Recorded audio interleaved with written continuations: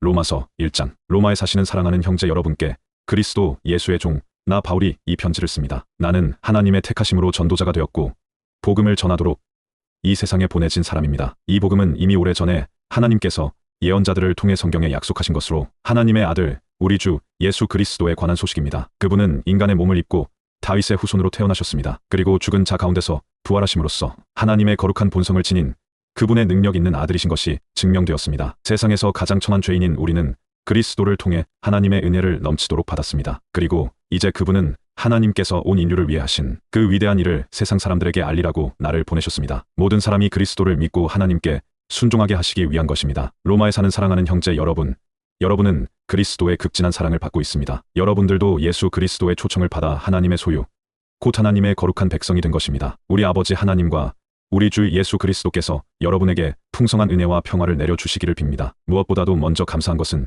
여러분의 믿음이 온 세상에 널리 알려져 어디를 가나 여러분에 대한 소식을 들을 수 있다는 사실입니다. 나는 이런 소식을 들을 때마다 예수 그리스도 안에서 얼마나 깊은 감사를 하나님께 드리고 있는지 모릅니다. 내가 여러분을 위해 늘 기도드리고 있는 것은 하나님께서도 아십니다. 나는 하나님의 아들에 관한 복음을 전하면서 온 마음을 다해 섬기는 하나님께서 여러분에게 필요한 것을 다 나누어 주시기를 밤낮으로 기도하고 있습니다. 그리고 언젠가 여러분을 만날 기회가 와서 순조로운 여행을 할 수 있기를 열심히 기도드리고 있습니다. 내가 여러분을 이처럼 애타게 방문하고 싶어 하는 것은 여러분의 믿음을 북돋아 주어 여러분의 교회가 주님 안에서 강하게 성장하도록 도와드리기 위해서입니다. 그리고 나 역시 여러분의 도움이 필요합니다. 그러니 여러분의 믿음을 북돋아 드리는 한편 나도 여러분의 믿음으로 힘을 얻게 된다면 우리는 서로 간의 용기를 얻게 될 것입니다. 사랑하는 형제 여러분, 나는 지금까지 여러분에게 가려고 수없이 계획했지만 번번이 방해를 받았습니다. 이 사실을 여러분이 알아주기 바랍니다. 나는 다른 이방인에게서 거둔 성과를 여러분이 사는 곳에서도 훌륭히 거둘 수 있기를 바랐습니다. 나는 헬라인과 같이 문명의 혜택을 입고 있는 사람에게나 야만인과 같이 문명의 혜택을 받지 못하는 사람에게나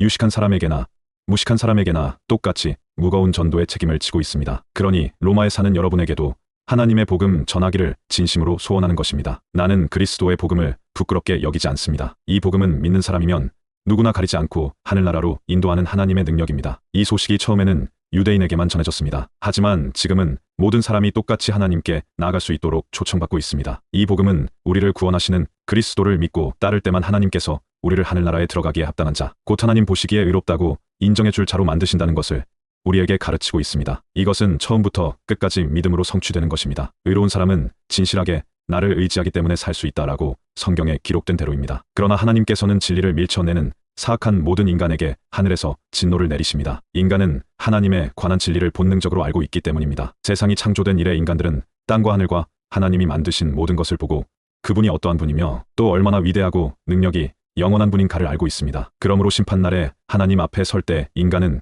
변명할 여지가 없는 것입니다. 그렇습니다. 인간은 하나님을 알고 있습니다. 그런데도 인간은 그 사실을 받아들이지 않습니다. 하나님께 예배를 드리기는커녕 날마다 하나님께서 돌보아 주시는데도 감사조차 드리려 하지 않습니다. 오히려 그들은 이제 하나님이 어떤 분이며 또 인간에게 원하는 것이 무엇인지에 대해서 어리석은 생각마저 품고 그 어리석은 생각에 아둔해져 분별력조차 잃어버렸습니다. 하나님 없이도 현명하게 될 수 있다고 주장하면서 그와는 반대로 완전히 어리석은 인간이 되어버렸습니다. 그들은 영원히 살아 계시는 영광의 하나님께 예배드리는 대신에 나무나 돌로 썩어 없어질 인간이나 새나 짐승이나 뱀 따위의 형상을 본뜬 우상을 만들어 놓고 그것을 섬기고 있습니다. 그 때문에 하나님께서는 그들이 온갖 성적인 범죄에 빠져들어가는 대로 내버려 두신 것입니다. 그렇습니다. 인간은 서로 육체를 더럽히고 죄에 물든 행위에 빠져들어갔습니다. 인간들은 하나님의 진리를 알면서도 믿으려 하지 않고 일부러 거짓을 믿는 길을 택하였습니다. 그러고는 하나님께서 만들어 놓은 피조물 앞에는 기도를 하면서 정작 그 피조물을 만드신 하나님께는 복종하지 않았습니다. 그러나 영원히 찬양받으실 분은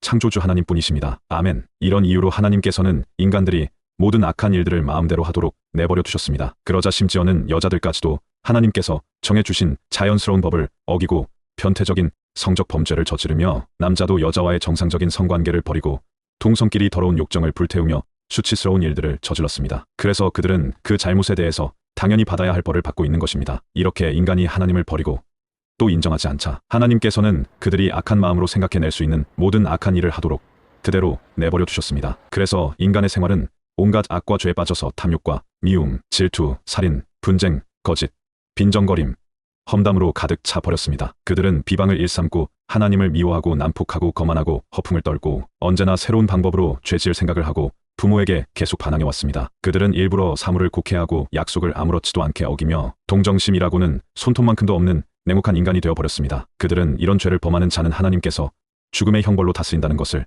잘 알면서도 그 길을 그대로 걸을 뿐 아니라 오히려 다른 사람들까지 끌어들이고 있습니다.